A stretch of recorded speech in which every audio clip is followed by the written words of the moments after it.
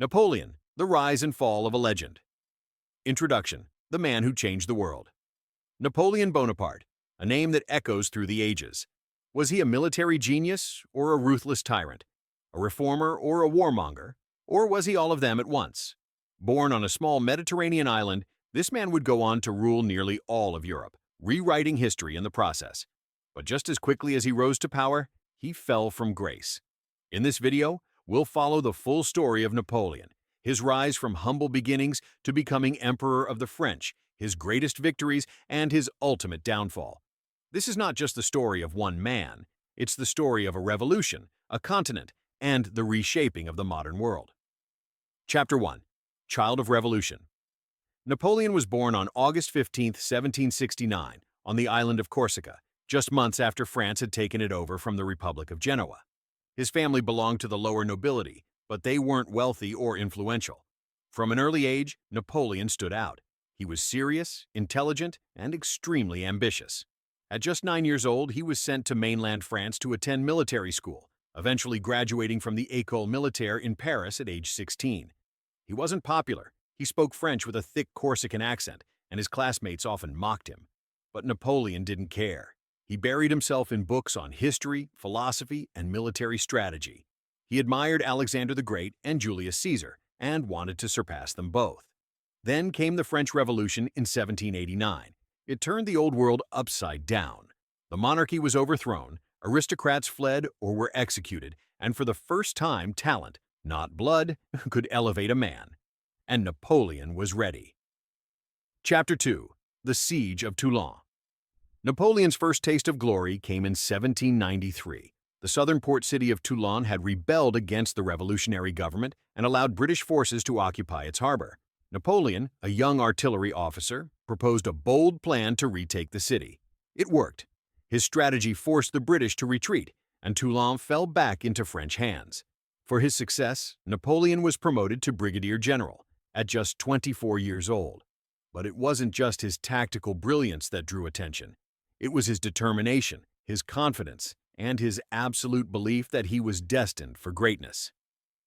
Chapter 3. The Italian Campaign. In 1796, Napoleon was given command of the French army of Italy. Most generals considered it a second-rate assignment, but Napoleon transformed it into one of the most legendary military campaigns in history. He led his ragtag army through the Alps, defeating the Austrians and their allies in a series of rapid, unexpected victories. He captured Milan, crushed enemy armies at Lodi, Arcole, and Rivoli, and forced Austria to sue for peace. But it wasn't just about battles. Napoleon revolutionized warfare. He moved fast, lived off the land, and kept his enemies off balance. His troops adored him, not just because he led from the front, but because he made them believe they were invincible.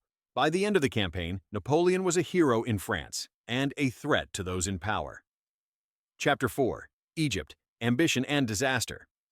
With his popularity soaring, Napoleon set his sights beyond Europe. In 1798, he launched a daring expedition to Egypt, hoping to undermine British control of India and build a new empire in the east. He won a major victory at the Battle of the Pyramids, crushing the Mamluk cavalry and capturing Cairo. But then came disaster. British Admiral Horatio Nelson destroyed the French fleet at the Battle of the Nile, stranding Napoleon and his army in Egypt. Despite this, Napoleon tried to project success. He brought scientists and scholars with him, studied ancient ruins, and even discovered the Rosetta Stone. But the military campaign stalled. After suffering defeats and losing much of his army, Napoleon quietly slipped back to France, leaving his soldiers behind. Yet, when he returned, the public didn't care. They welcomed him home as a conquering hero.